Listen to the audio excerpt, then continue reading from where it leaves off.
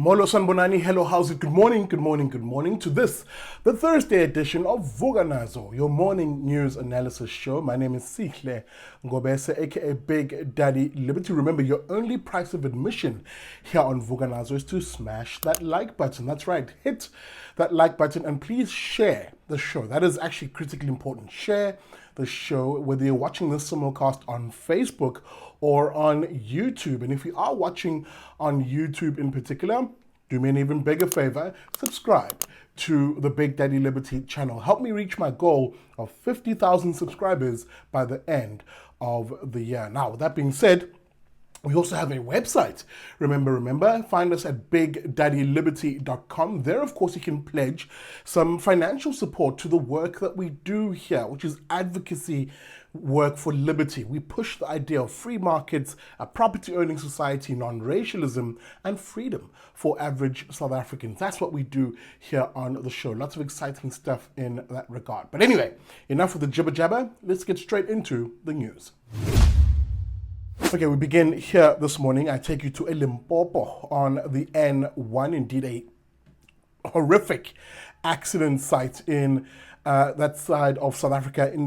20 people snuffed out just like that, 20 lives. In fact, I must be honest, 21 now lives, as is the latest tally on this particular horror accident when a bus collided with a cash in transit vehicle, the bus then veering off the road, rolling down an embankment and landing into a riverbed on its side. Now you can imagine with the heavy rains that have plagued South Africa in the last few weeks or so, that river was relatively quite full and perhaps contributed to the deaths. The EMS and indeed the police who responded to that horrific sight indicated also that some of the bodies had to be plucked out of the river. Let me read this Sunday Times piece I should say, online, which detailed the accident and basically the horror scene that emergency services stumbled upon. Now, the article says that ER24 listed how 3 people were found deceased by the roadside and 16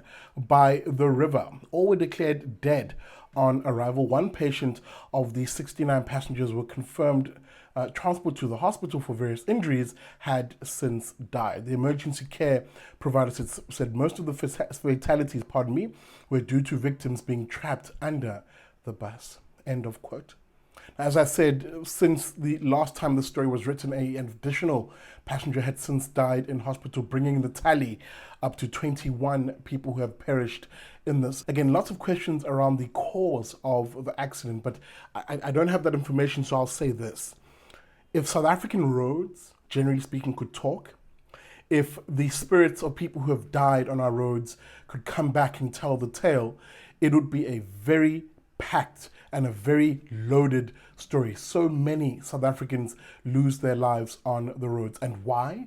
Because of the reckless behavior often that we see on the road. Some people just taking and having a wanton disregard for not only their own lives, but the lives of fellow South Africans. I'm talking about people who blow past the speed limits like there's no tomorrow. I'm talking about reckless driving, and the sort of people who use bravado and machismo, if you will, to drive on our roads, and again, have no regard for other people's lives. Let me be precise and specific. The numbers we're talking about here are horrific. I mentioned, of course, that just last year, the festive season that we've just come out of, over 1,400 people lost their lives in that incident. That's 1,400 people who didn't go back home to see their family, to hug a loved one, etc. This has to end, dear South Africans. This has to end. And it begins with you taking responsibility and driving according to the law. Right, I take you to the Western Cape now, indeed Cape Town being the focal point of where this is happening. And what is happening? Well, taxi operators have decided to embark on an illegal taxi blockade, blocking over 5,000 learners in Cape Town from attending school. And why are they doing this? Well, we've covered the story before, where in relation to the then blue dot system that we spoke about and the taxi operators protesting for that, in other words, taxi operators looking for state funding to fund them, rather richly and make them rich in that vein. They're now looking for the Western Cape Education Department to give them the contracts, the sole contracts, if you will, to transport learners. And until they get that, they're embarking on these illegal blockades. Now, let me read from this News 24 piece, which details exactly the chaos that's been happening there, and of course the response by the not only Education Department, but the Western Cape government.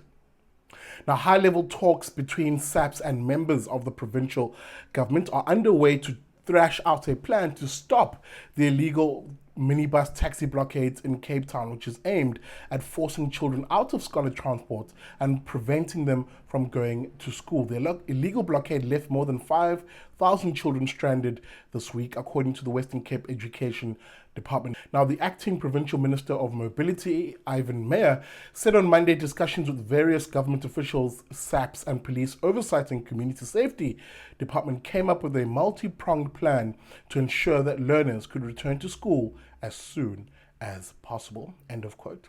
Now, again, I must mention this in the sense of we've seen this behavior before. It's not just relegated to the transport sector in Cape Town, but really it's a behavior pervasive around the country where these groupings, various groupings of criminal intent, some of them and others just naked, greedy businessmen are coalescing or banding together in order to try and extort the state. There are individuals in this country who genuinely believe they are entitled to state contracts, entitled to state funds, and will use violence, they will use intimidation, and they'll use effectively extortionist, almost mob-like behavior to try and get their way. We see this in the construction sector, for example, where these incidents have played themselves out, where sites are firebombed in some cases in order for certain gangs to either get contracts to protect these sites or to actually get subcontracting agreements out of these sites. We've seen this, of course, in other sectors where there are actual now organized syndicates that are shutting down operations, especially here in KZN, with the sort of business forums, the euphemism they use to call themselves, that are basically extortionist rings. At the heart of all of this is this belief, an entitlement, if you will, that they are entitled to state contracts for one or another reason, usually a racial reason, given the nature of the country we live in. Usually people believe, because they're black, for instance, and there are policies called black economic empowerment, that they should be beneficiaries perpetually of state contracts. And if they aren't, they will use violence to get their way. The police need to act on this and act on it really fast, otherwise South Africa will be lost to a gangster society. Some say that's already even happened. Okay, we stay for a moment in Cape Town, where I take you to the University of Cape Town, where at times violent protests have broken out at the behest of the Student Representative Council, shutting down learning at that institution as it cites a need for, as they call it, no student to be left behind. Now, what do they mean by this? Well, they're taking exception to UCT basically excluding people financially, that is, people who owe the institution money and are not being allowed to register once again. And of course, academic exclusion. Those students who haven't performed at a requisite level being excluded from the financial year. They're saying that shouldn't happen and that all students should be allowed to register. Now, this is playing itself out, as I said, as these students now embarking on these protests and disruptions across the class. The latest being the UCT have moved lessons to online learning, of course, in order to continue the academic year. And let me read from this EWN piece that basically details the particular friction on campus. Now, students disrupted classes on campus this week, demanding that those with historical debt be allowed to register. UCT management said that it was concerned with the latest protest action. It said it had met student leaders and agreed that if students owe under 10,000 Rand, they would be allowed to register. However, the UCT SRC's Swazi Hlope said that no academic activities would be allowed to take place until all students were registered.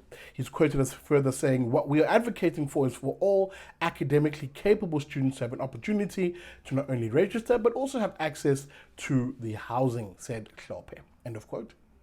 Now, again, I said I'll touch on this because you can bet your bottom dollar Every generation of students wants to be the next generation of freedom fighters. And this class, or rather this SRC, will likely also try to do exactly that. Now, I'm not dismissing the issues. I've been a student myself.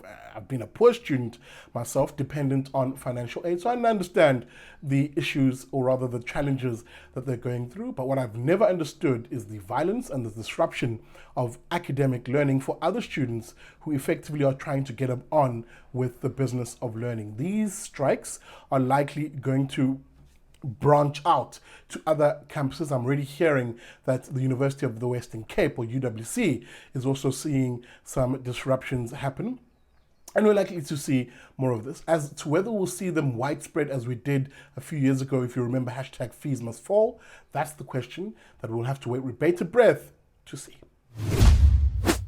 All right, that's it for this, the Thursday edition of Vuka Nazo. Hey, do you like how I begin your news day? Then you'll love our friends over at the Daily Friend. That's dailyfriend.co.za. They come to you in no uncertain terms, Mondays to Thursdays at 1:30 p.m. live. They'll help you wrap up your news day. With that being said, on your way out, please hit that like button, share the stream. And if you're watching on YouTube in particular, hey, subscribe. There you go.